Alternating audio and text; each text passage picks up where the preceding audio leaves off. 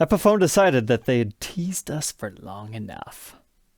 Welcome back, Troglodytes, to your daily dose guitar information, the Trogly's Guitar Show. That's right, the Dave Grohl Epiphone Signature DG-335.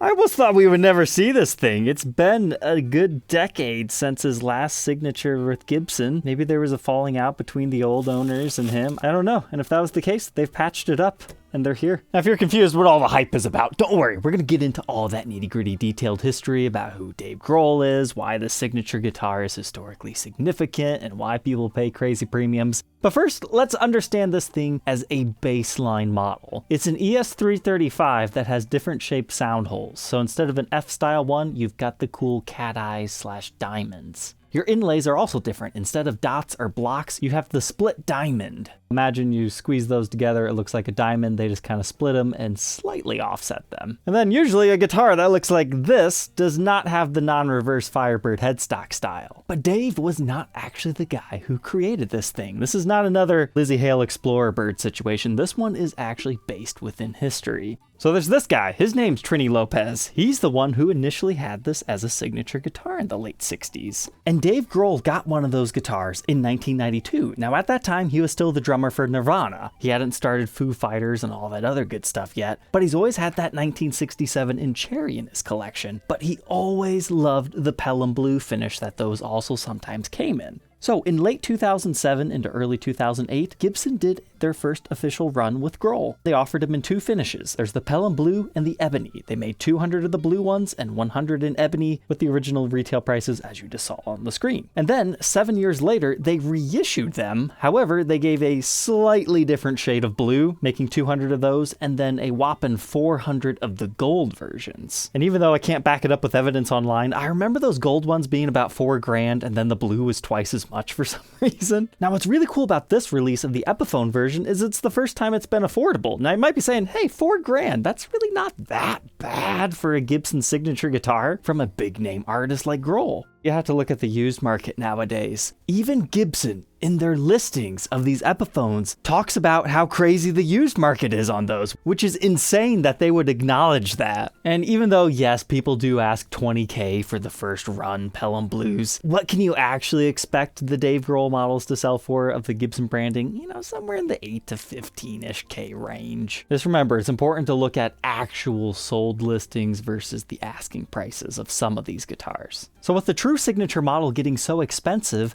the original Trini Lopez's started to pick up steam because people would learn about that model through Grohl. So Gibson has since reissued those in a more widely popular demand. Basically what Grohl changed here is we've got the stop bar tailpiece instead of the trapeze. So now that we have that history out of the way, how much are these new Epiphones? I was shocked, $1,299. I thought for sure these were going to be like $1,799. And you might say, hey, that's really crazy for an Epiphone, and a lot of people are upset about the price, but I don't think they've been up to date in like the past 8 months of what Epiphone prices have been doing. These are inspired by Gibson custom shop level guitars. They've got the Gibson pickups in them. They're paying a little bit more attention to the construction, like this one has a one-piece neck versus scarf joints and all that other stuff. Even if you can't see it, they're doing all these really nice premium specs, including the mother of pearl inlays instead of being pearloid. And look, they're even shipping these things with hard shell cases, so you're not going to hear an ounce of complaint from me from the price. I think they actually did everybody a favor on these. They could have went crazier if they wanted to, or made this super limited edition to make them sell out instantaneously. Not that they haven't already, but do not pay premiums for these things on the used market. This is going to stay in production for a while. They're going to sell as many as they can. This is big news for Dave Grohl fans. I'm appreciative of what they've offered here. However, if you're not the biggest Foo Fighters or Nirvana fan out there and you just don't like the doofy looking headstock and the 335, I would suggest checking out the Epiphone Shinichi Ubukata signature. It's $100 cheaper at $11.99. It has a Bigsby with the regular Epiphone Kalamazoo style headstock, and instead of the Burstbucker 2 and 3 like we have in the Grohl signature, it has slightly more traditional 57 classics, and they threw a Veritone on it. But now we've got to hypothesize. Are they doing the reverse order on these? Are we going to pump out the Epiphones and then give Dave some more signature Gibsons? No matter what happens, we at least have this. So far, first impressions, I mean, I was watching other videos like you guys while I was waiting for these things to come in. Some videos, they end up looking black, but no, it just looks like the regular Pelham Blue to me. I think it's just the whole lighting situation. But it's a nice gloss finish. It's actually a surprisingly chunky neck. It doesn't feel too heavy. It's like that right in between. The frets are looking nice and shiny for an Epiphone. I think that's enough about the guitar. We'll take a look at its parts and specs in a minute. I just wanted to take a look at the case and the case candy. Here's the original box tag. Verification of the price. And doesn't look like any COA type stuff or anything. Just your regular Epiphone stickers. The only thing I'm a little bit bummed about is it looks like our case got nicked somewhere in the process of shipping to me from China. I do find it nice that not only do we have the Epiphone logo, they put Grohl's signature decal on the outside as well, just like the original custom shops. All right, let's go ahead and throw this one on the workbench to verify its parts and specs, and then we'll get to a short playing sample.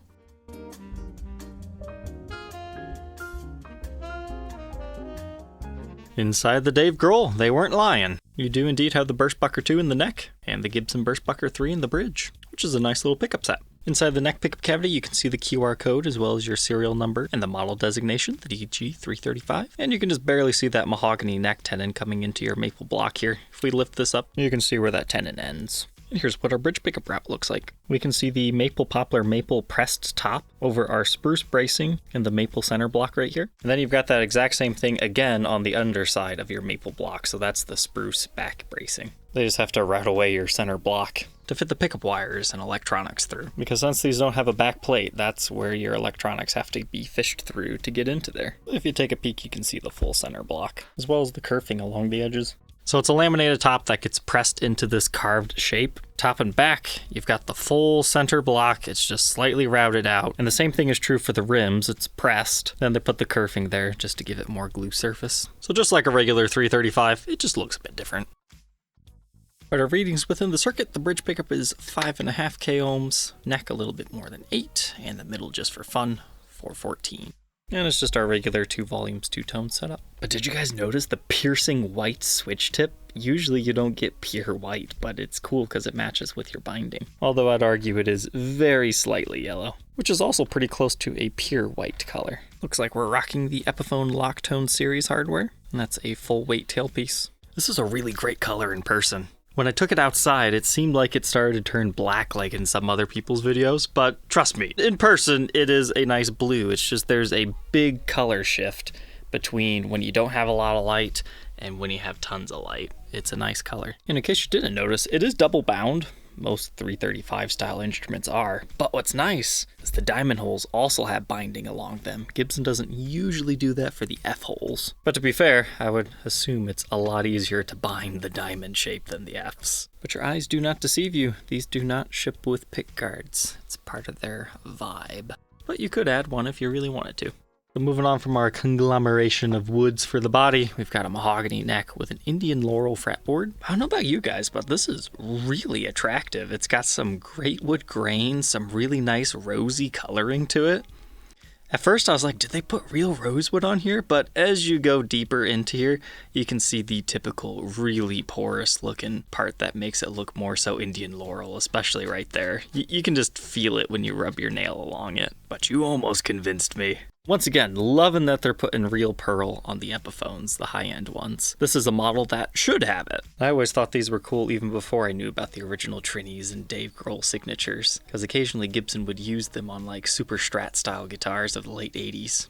I measure 1.68 inches at the nut, which is Graphtec by the way, and then the 12th is about 2.09. First fret neck depth, 0.91, and just a little over 1 at the 12th. Here's a look at that neck profile, first fret and 12th fret. It has a good rounded shape to it. I know those numbers make it seem huge, but I wouldn't classify it the same as like an R8 baseball bat neck. But it definitely has a good heftiness to it. It just has a little bit more of a wider feel at the same time, making it not seem quite as big.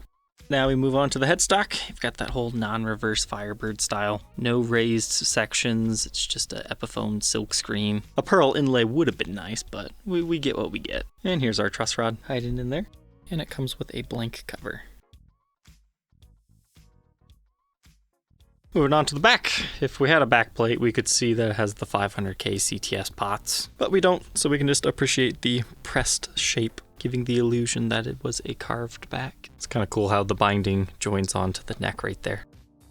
We've got a strap button at the base and at the bottom. And moving up along our neck, we eventually get to the Dave Grohl decal, as well as your China stickers and setup. Those do come off if you don't want them. And then here's a look at our Grovers. They function very smoothly. I like them. Although these do feel a little bit too close together. All said and done, this one is 7 pounds 13 ounces. Let's go ahead, plug it in, and hear how this version's. First up, neck balance. Perfect on this one. We'll give you a brief acoustic sound test.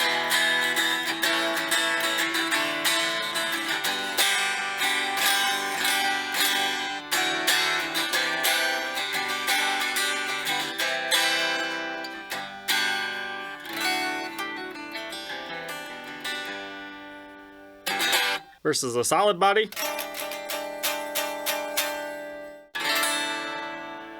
Maybe not as powerful as an acoustic, but it is a little bit more loud.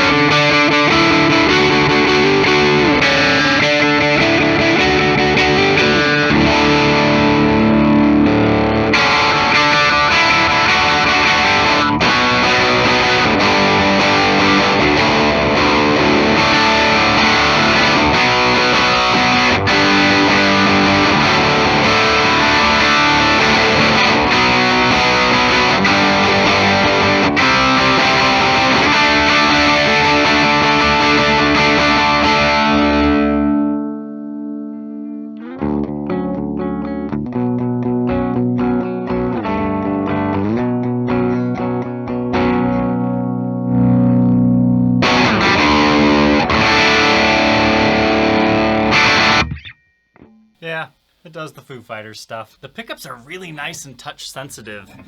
You can go from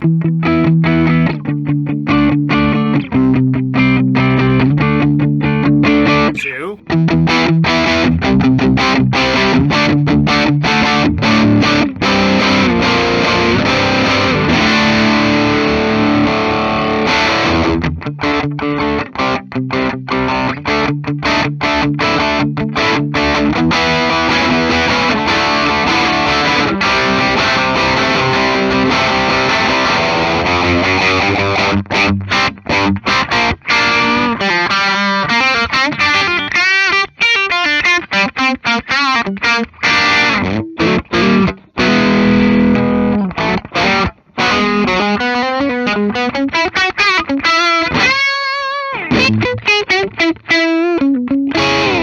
There we go. Now that we've heard it and I've played it, what are my final thoughts? Worth every penny. I'm a big Dave Grohl and Foo Fighters fan, so I mean it makes sense. I'm one of the main target demographics for this, and I've just always been a fan of his signature guitars, mainly because the whole late 2000s, early 2010s is just a really special time in Gibson history, so I'm glad we're starting to see some of those really rare signatures get reissues and even Epiphone versions. The only thing that would make me happier than the Dave Grohl is if we see an Epiphone bucket head. So if you were on the fence and you weren't sure about the price or something, try it. You're gonna have a great time if you like what these things do. Because in my opinion, I think they threw us a bone. They could have priced these higher and still sold just about as many. Now, I'm not gonna lie and say it's exactly like the Gibson one, but plugged in, it's gonna be close enough. It still has that, Epiphone poly finish feel. And if you do not like big necks, I would not actually suggest this guitar because it is a pretty chunky neck profile. It might fatigue your hand if you have smaller hands. And Epiphone semi-hollows just have a certain tone out of their bodies.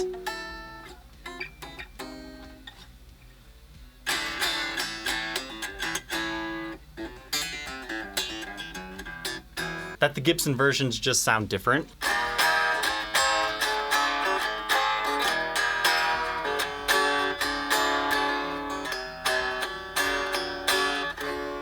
I guess you could say they're brighter in tone. I don't know if that comes down to the finish or just the quality of woods that they use. The fret materials are also different, so there's a difference there. So it's not the Gibson version. It's not, but everything that you need is on here. So I wouldn't worry too much about it. But all right, troglodytes, leave your thoughts down in the comment section below. I hope you enjoy your newfound guitar knowledge and this video helped you make an informed decision. All right, take care.